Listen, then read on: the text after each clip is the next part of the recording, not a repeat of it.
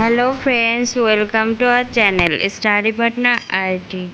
বন্ধুরা, আজকে আমি তোমাদের শেখাবো ফুল নিয়ে 5টি বাক্য। চলো আমরা শুরু করি।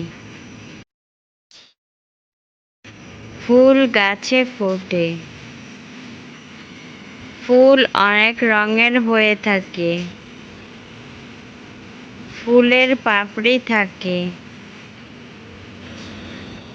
ফুলের রেণু থাকে। ফুল দেখতে অনেক সুন্দর। বন্ধুরা, আশা করি ভিডিওটি তোমাদের অনেক ভালো লেগেছে।